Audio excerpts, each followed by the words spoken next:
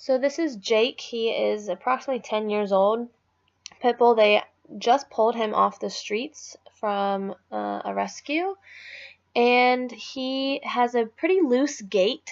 So they wanted to make sure we checked out his hips, and the doctor wanted it in OFA style just so we could really compare the two.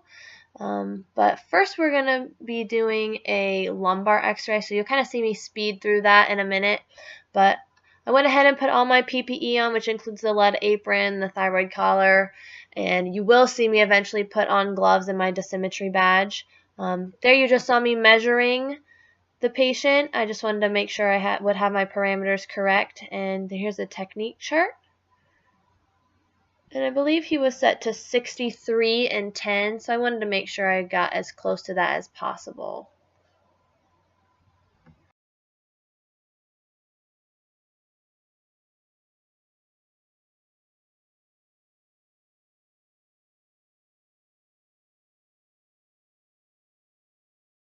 Here you see me just speeding through the lumbar spine x-ray really quickly. That way I could save some time for my hip x-rays.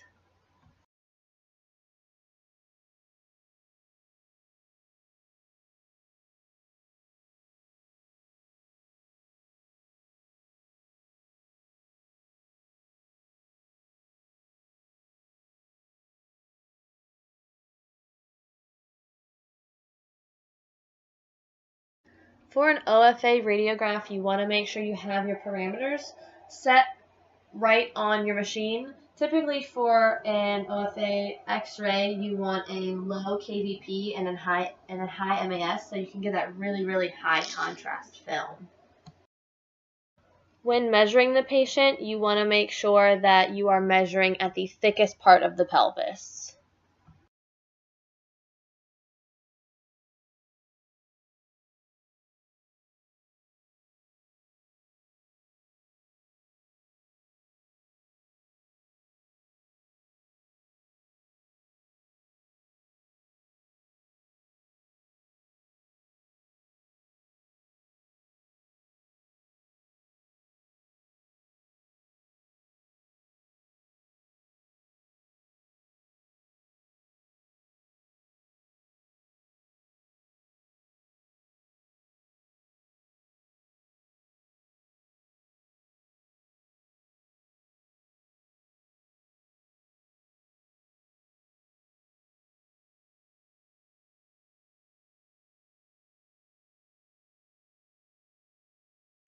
To position the patient, you want to make sure your patient is in dorsal recumbency. You can or cannot use a V-trough. First, we tried without. Later in the video, you'll see us actually grab a trough, and it made for a much better x-ray. You want his head to point forward, away from your x-ray beam, and with the forelimbs pulled cranial as well.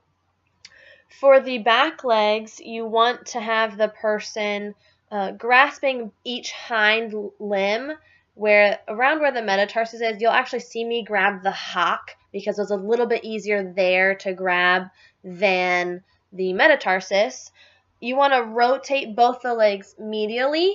That way you get those patellas really centered on the x-ray, and that actually helps square up the femurs as well. You can use tape to try and do that. I didn't find that very helpful when I've tried to take OFA style x-rays in the past.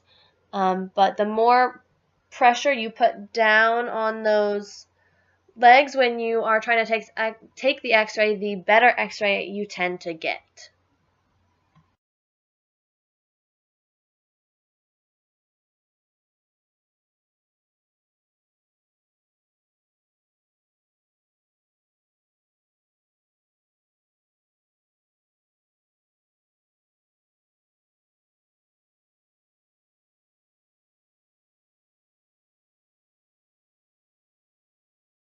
You should have your central ray at the midline at the caudal portion of the ischium.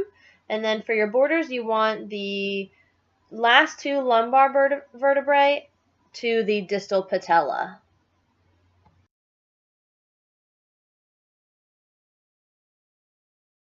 You can see that I was really struggling to get those femurs rotated in And this is when I tried the Hawk method that my mentor told me about, and it was much easier that way to hold on than at the metatarsus.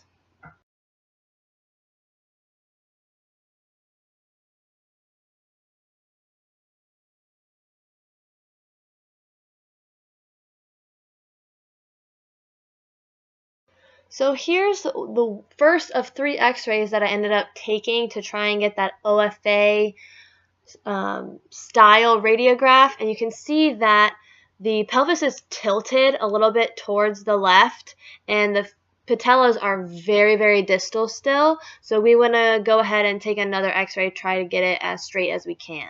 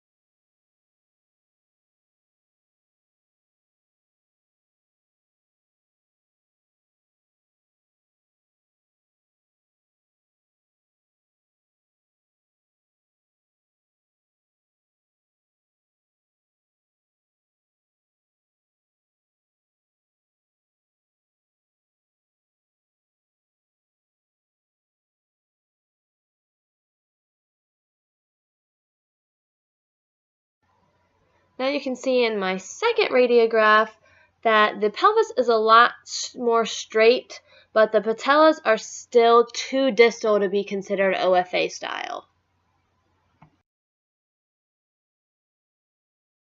There are 7 possible categories that hips can fall into in OFA evaluation.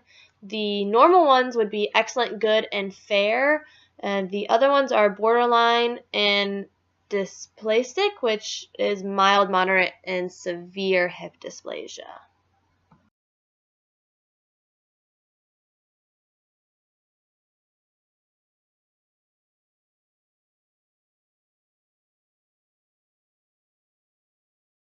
Finally, for our last x-ray, we decided to get the trough. That way we wouldn't have to really worry about keeping the body central and stable while trying to get those hips rotated in, and it worked much better.